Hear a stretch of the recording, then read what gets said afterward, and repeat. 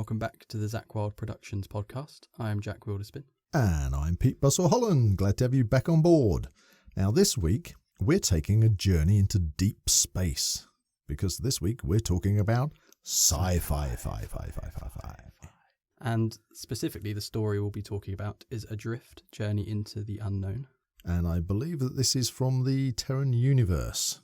Several stories there, yet to be discovered exactly what they're about, but this one we're featuring and focusing on is, as you say, Adrift, Journey into the Unknown. So before we start anything else, what do you reckon, Jack? Shall we take a look at the synopsis? I would like to learn a little bit more about this story. Right, so this one, let's have a quick read of the synopsis.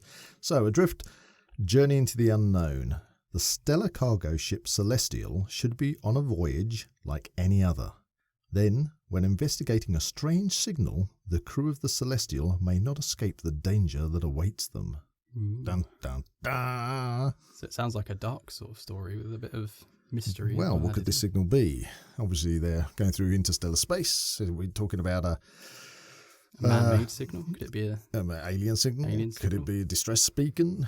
Could it be something broadcast many years ago? I don't know. Yeah, with something we're going to find out about. But what we're all going to do now is listen. I haven't listened to this clip. Have you listened to this? I have not. Okay, we've got a concept recording that was made a couple of years ago, I believe, which was done as a project, and from that it was it had such great acceptance. People really liked it that's where this whole concept of the Terran universe suddenly exploded from. And we're going to listen to this concept clip. And within the clip, I think we've got two characters in there, both brothers. One's Taron Miller and his brother David Miller. And, well, let's just do it. Let's go straight into the clip and let's everybody listen to it. And then we can come back and discuss it. And then after the clip, we will be talking to Zak Holland, who is the writer of this story. Excellent. So then we'll be able to ask him a few questions about it. He will be going into a lot more detail. Yeah, and we'll be able to clear up maybe what this strange signal is. Ooh. So anyway, let's go for it. Let's go straight into the clip.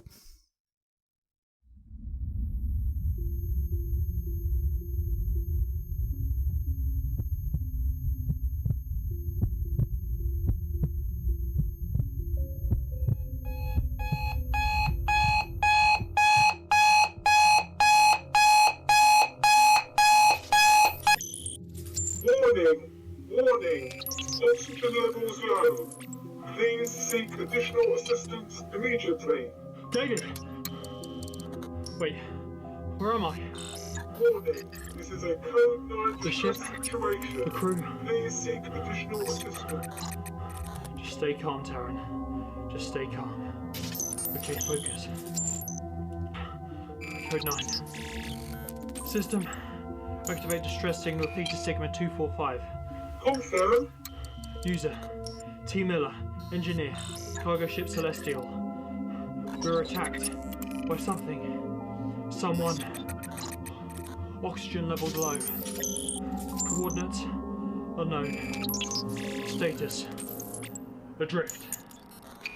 Must stay awake.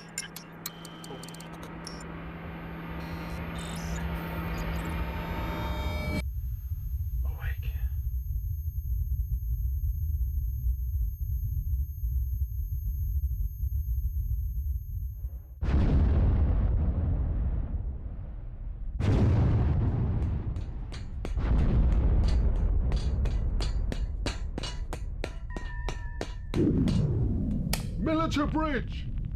Captain! What the hell just hit us? Captain!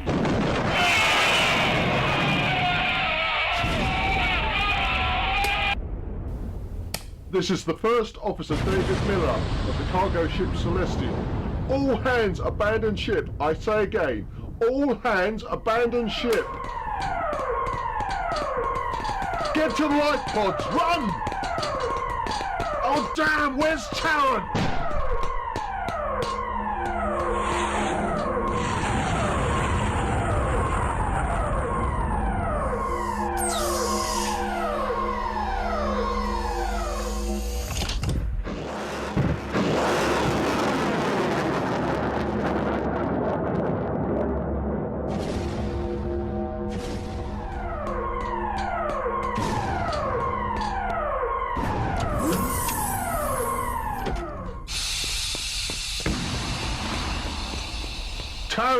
Taron! Come on, where are you?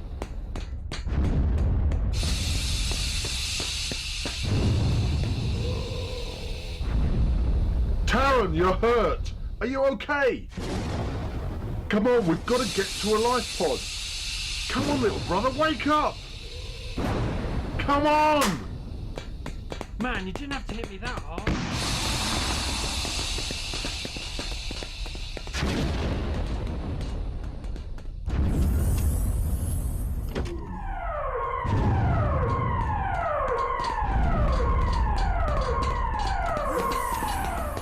Damn it! What's wrong? All the life pods have been launched. There's no way out. Right, Taron, get into that airlock. Why? Just do it! But David! That's an order! Quick, put that suit on! But what about you? Doors closing. Wait, no! David! Airlock engaged. Depressurizing in 5 seconds. 4, 3, 2, 1.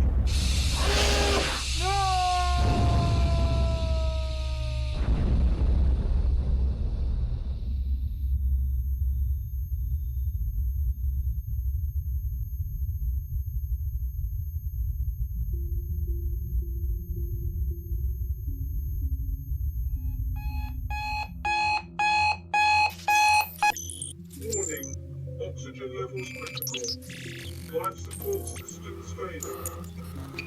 Critical failure. Malfunction.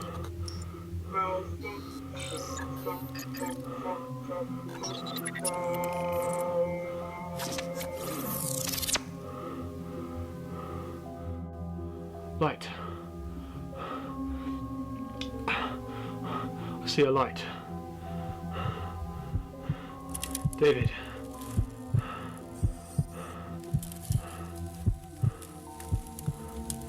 Is that you?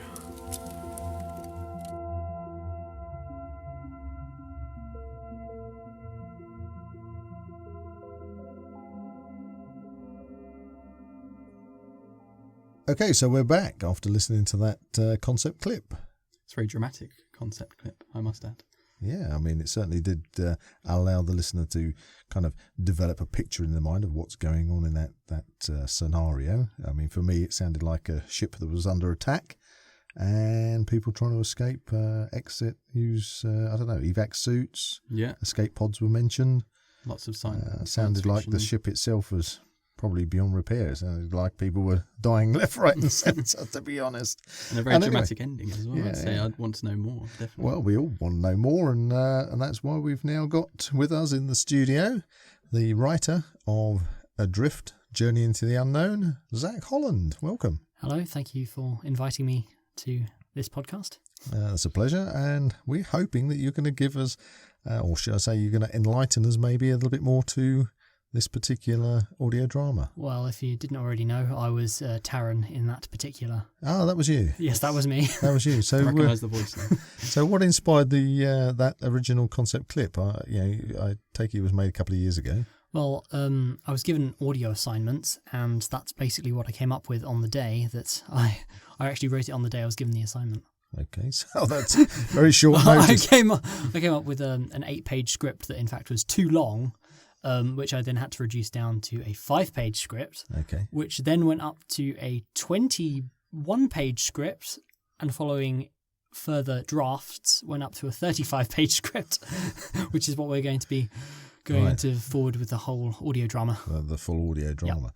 Yep. So anyway, obviously we're based in this universe. I mean, it's been mentioned at the beginning that it's the Terran universe. Yes. Can you kind of explain about what the Terran universe is? Universe, basically the name for the kind of overarching series, if you will, for the Terran universe, basically stems from a corporation, which is the Terran Corporation, which I believe has taken over planet Earth. Okay, it's basically branching out into space. So we're basically talking about human expansion. Human expansion, yeah. Okay. So with our characters, Taran and David, obviously they're both brothers. And where did you get the inspiration for those characters in your story? Well, basically, they, through circumstance, they meet each other. One is recently promoted to first officer, which is David, on the cargo ship. Okay. And what kind of age gap between them since they're brothers? Who's the younger? Who's the older? I would say that Taran is the younger brother, Okay. and David's the older brother. Right, which after listening to that clip, it sounded as if David was Does in mention control. it all. Well, he's the first officer. Okay, he's the first officer, and it sounded like he basically put his brother into the airlock and To save him. shot him out of space. So obviously, big brother trying to look after the younger brother. Yeah. And then Taran finds himself adrift In space. Adrift. in space. So obviously it's a science fiction story. Mhm. Is there any existing inspiration that you have? That's a good, very good Well, question. I've taken quite a lot of various science fiction elements and kind of just thrown them into a script. I wouldn't say I'm focusing on any particular influences from one specific sci-fi film, Just a TV mixture program. Mhm. Just a big mixture to kind of commemorate sci-fi It's a love letter as a to whole. science. Yeah. So, I mean, as a sci-fi fan, I mean, just taking a step to the side for a moment, as a sci-fi fan, you get lots of different sort of people that follow the different mainstream sci-fi things, you know. I'd say- What's your favourite sci-fi? I'd say what's quite nice about it is that it's kind of got a darker tone Yeah. to the story instead of it being more camp Yeah. and fantabulous. Fantabulous sci-fi. So it's a dark sci-fi. It's a darker okay. theme. Okay. And to my last question, what kind of sci-fi is your favourite sci-fi? Well, I kind of like sci-fi mixture, kind of, well, darker themes, obviously. Kind of a bit of horror sci-fi. Okay. I did get that sort of Vibe, feel from the yeah. concept trailer because you mentioned there's something after them or Yes, there's- someone. A certain Well, thing. right at the end, it does mention, or it sounded to me, listening to that Taran had seen a light coming towards him in space. I mean, do you want to Yes. elaborate on that at all? That's for the sequel. That's the sequel. Okay. So we don't know what that is. You know, Nope. It's not a rescue craft or anything you're going to tell us about? Does he survive this one? That's the big question. That's a big I mean, question. it looks pretty bleak for him at the He's- end of this. He's adrift. It sounded like his life support system in his evac Yeah. suit was... Does he survive the first one, or is that's it? It's a Could be the contained end of story. okay. I mean, what about his brother? His brother, Does his brother survive? yeah. Another big question. I mean, he was back on the ship. Does he escape the ship? Well, When we spoke about the synopsis earlier, there was mention of a signal. Has that got anything to do with the... Yeah, good point. well, basically, they are on a routine, well, not a routine mission, a standard it's cargo ship. cargo isn't it? Yeah. cargo shipment, if you will, Okay. from. Do we know where they're going? Where they're coming from? I leave that very vague and say they're going out to the outer colonies. Outer colonies. kind of left to doing interpretation? a shipment to the outer colonies from Cargo Relay Station 4, which we meet some characters in the expanded version, Okay. which is where this, it begins. Okay, so this cargo station 4, is that anywhere in particular in relation to Earth? Is it? Is it? It's basically as a bridge point. Okay, is that based? Is it just a station? It's a a man-made station, man-made or is station. it a station that's It's a man-made station that's on an where asteroid or anything like that? shipments from various places, wherever Right, they're so going it's- to and from. Okay, so It's basically a relay relay point to yeah. Okay, those places. so refueling and Refueling, shipments, cargo. R&R.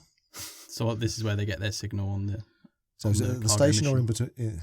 We're introduced to the characters on the station, On the station. where David comes into the picture and Okay. is promoted to first officer on the Celestial, Okay. where he meets the captain, Yep. which is Captain Romandavar, which is another character what we didn't hear in that clip. Mm-hmm. They basically meet up and they depart, and on their journey, they encounter this strange signal. Okay, so they're on their way out to the outer colonies. Yes, And Captain Romandavar? did you say? Romandavar, yes. It's an interesting name. Is the character male, female? Female So female we've got captain. female Yes. captain. It's a bit of female empowerment there. Good to know that that's in the future. So with the concept trailer, obviously you say that it did expand quite a lot after the initial draft. Yeah. Did you originally write it so it was a longer audio drama, and did you have to cut it down, or did you write it as a short? Well, as I said, to begin with, it was 8 pages that I wrote in one night. I then had to cut that down to 5 pages to fulfill the requirement of the assignment it was for, to go forward to the clip that we just heard. From which point it expanded to 20 pages, then plus 30 pages. So I imagine when 40. you first wrote it, you thought, I could do a lot more with this. You could write a lot more. Well, yeah. So That's what I wanted to do from the beginning. So you've mentioned the captain. We know the 2 brothers. Are other characters that are in it? Yeah, they're kind of 2 groups of characters, if you want to think of it that way. Okay. There's the main bridge crew and David and Taran. On the ship, yeah? On the ship. Taran is chief engineer, so he's down in the bowels, the engine of the ship, whereas the captain's on the bridge with a couple of other kind of standard flight crew. So the navigator, the communications officer, stuff like that. Something we'd all be kind of understand the concept of sci-fi. Looking to this strange signal that they then pursue, we're introduced to a second team of people that are kind of the security kind of group. Security team. Yeah. Okay. And then, okay.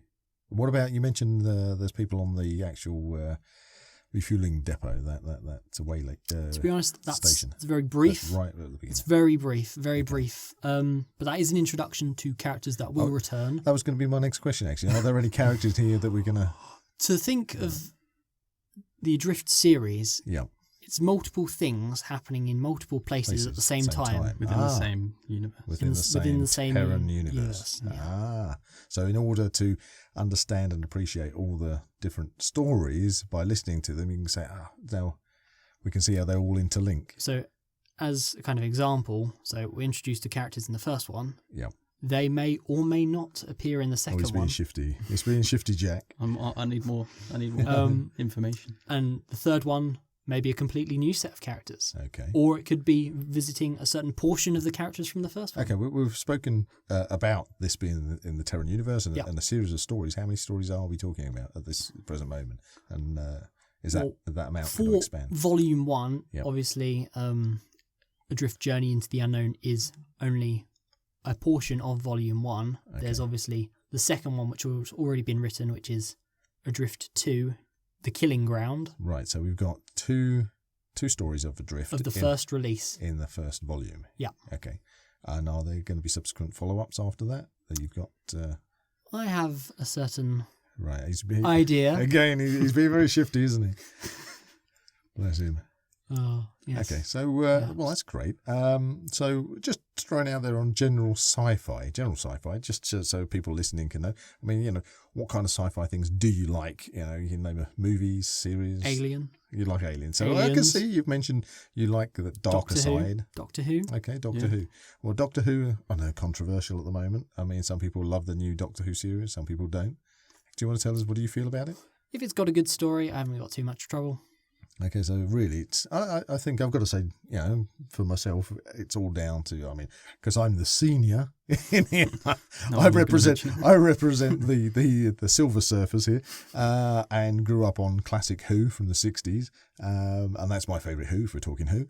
But again, I just love Who. So when it comes down to even the modern series, which I know is getting a lot of flack left, right and centre, for me, it really is down to the story. If the story is good, then fantastic. And hopefully, with this release, you'll enjoy the story. Yeah.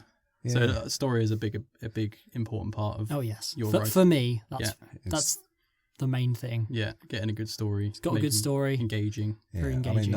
For me, I like plot twists. Is that something we're going to see in there? Things that we're not expecting. Maybe crossovers. Perhaps. I love a good plot twist where you just literally, you think you know what's going on, and then you suddenly say, I didn't see that coming. And that's hard. I find that's hard. In movies these days and things, it's very difficult to get that kind of plot twist. But once in a while, things come up and you go, I just didn't see that coming. With Doctor Who, as you mentioned, and Alien, that sort of thing, they've all got one thing in common, and that's a really good villain. Oh, yes. Is there a good villain Very in good this question. story? Yes. Come on. Did you mention something is attacking the ship or someone? Well, there's certainly something. As a threat. Is it a thing? Things? Is it a construction? Is it...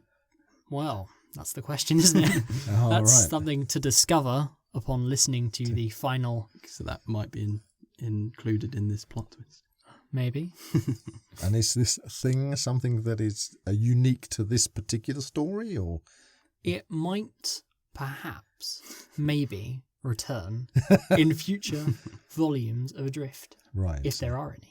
Is this another thing? Is this something that's known to the crew as something that exists? If it's, for example, if it's an alien, are they aware of its species, or is it something No. new to them? Okay, so It is new. I mean, if we talked about the Alien movies, we're all very familiar with those. I dare say all the listeners are familiar with the Alien movies. In that instance, I mean, going back to the original, humans really hadn't had any contact with an alien species at all. But in the Terran universe, back on this relay station, the crew, for example, on the interstellar cargo ships, are they just all humans, or are they already made contact with aliens? Or there are alien characters about, From Star Trek. Yeah. So you got Star Trek. They've aliens to human beings are part of the crew, part of this. I mean, we were talking about this is the Terran universe. Have they met alien races? Are they aware of alien races? Or I would say or is in that void of that humans are majoritively humans, so majority humans? Yep. but on the fringes or the frontier to making that Contact. with. Right. They could have, but it would be very brief. It would have been a very Right. So early stages of contact with alien species. really, so you've got an awful lot of expansion that you can do with this. Yes. So, you can be introduced to so many new races and concepts, because basically the Terran universe, they haven't, what you're telling me is they haven't actually made that much at all alien contact. Okay. Well, that helps to put it in perspective. Yeah. So they might be friendly or enemy. Or are the Terrans? Because, Is the big corporation yeah, the it's a big enemy? corporation. I suppose that is one of those things. So, great. Well, thank you very much for giving us some good pointers on this story. And letting us listen to the clip as well. Yeah. I mean, I know that was a concept clip, so it's probably not going to... How close is what we've listened to, actually? How close would you say that is to the release of the finished version of Adrift? I mean, is it a good pointer towards it, or is it just the fact that we were listening to a concept clip and it's going to be nothing like... I'd say it's based upon it. It has expanded from that. From that. So that really is just... It's basically... That's the bare skeleton. That's if you think of that as... Like a pilot episode. Middle... Something that you just thrown kind out of there. end that's got a beginning that needs explaining.